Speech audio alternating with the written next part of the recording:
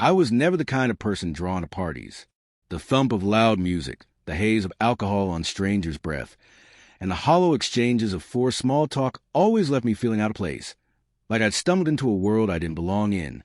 But that night, my best friend Jake wouldn't take no for an answer. "It's just a regular party," he promised, grinning as if he already knew I'd regret staying home. "Nothing wild, just people hanging out." Before I could argue, he practically dragged me out of my apartment, insisting I needed to loosen up, to live a little. I didn't realize then that I wasn't just stepping out of my comfort zone. I was stepping into a night that would quietly, completely change my life. When we pulled up to the house, it looked like any other suburban gathering. Dim porch lights flickered against the dusk. Music floated from a Bluetooth speaker that someone kept adjusting, and clusters of people laughed, danced, or drank in that easy, careless way that always seemed so foreign to me. I hovered near the kitchen, nursing a soda I didn't really want, watching Jake disappear into the sea of faces like he was made for these moments. I felt like a ghost at the edge of someone else's story. More than once, I thought about slipping out unnoticed, heading home to the quiet I craved. But some small voice inside me, told me to stay, just a little longer. And that's when I saw her. She was sitting alone on the back porch, far from the music and chatter. No phone in hand, no fake smile, no effort to look like she was having fun. She just sat there, still and thoughtful, her eyes lifted to the sky, as if searching for something only she could see. In the middle of all that noise, her calm presence was like a breath of clean air. I hesitated, unsure, but there was something about her, a kind of peacefulness that drew me in. It felt like spotting a familiar face in a crowd of strangers, even though I'd never seen her before. I finally found the nerve to walk over, and with a quiet voice, I asked if I could sit with her.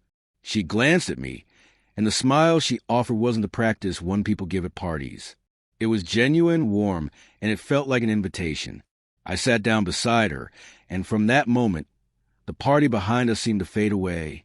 The hours slipped by unnoticed as we talked. And it wasn't the kind of small talk I dreaded.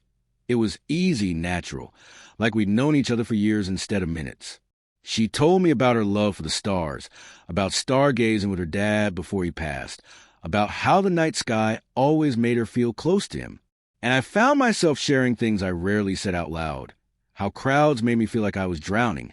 How I longed for quiet moments where I could just be. She didn't judge. She didn't fill the silence with empty words. She simply listened and understood, and in her presence, I felt something I hadn't felt in what seemed like forever. Seen. Truly seen.